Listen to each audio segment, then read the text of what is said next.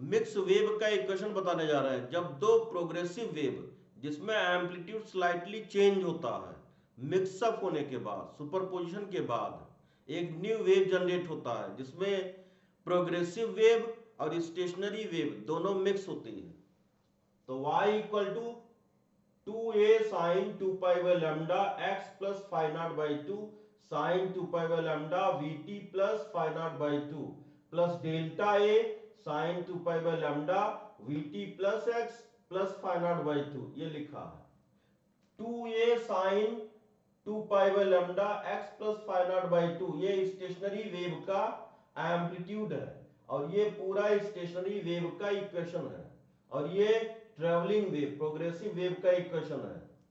तो इसमें amplitude stationary wave का 2a sin 2 pi by lambda x plus phi naught by 2, phi naught initial phase है। तो diagrammatic meaning of mix wave of stationary and progressive wave. तो ये progressive wave है, V velocity से motion कर रहा है और ये स्टेशनरी वेव है, दोनों मिक्स है। Meaning of phase difference phi naught initial phase.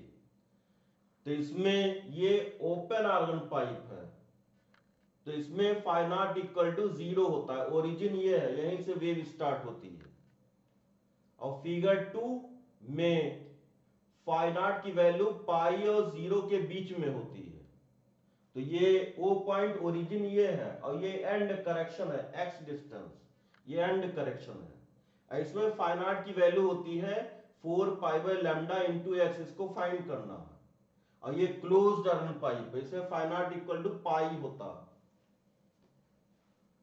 तो in the stationary wave equation when a1 equal to a2 equal to a and the phase difference between the progressive wave superposed to produce stationary waves is phi naught, phase difference phi naught है, then amplitude is as following।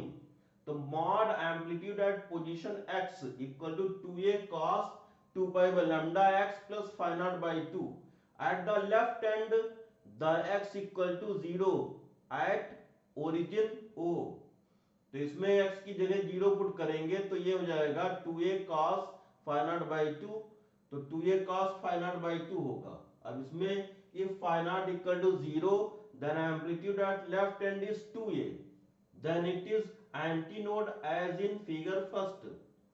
if phi naught equal to pi 180 degree then amplitude at left end is 0 as in figure 3, ये figure 3 है। Next, if phi naught is between 0 and pi, then O and point at left end is neither node or antinode. In this case, the antinode is at a distance x from O.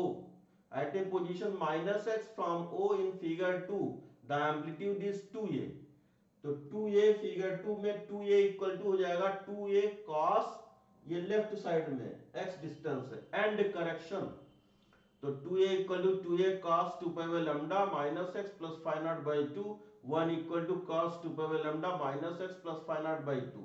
तो phi naught equal to 4 pi by lambda into x। Thank you.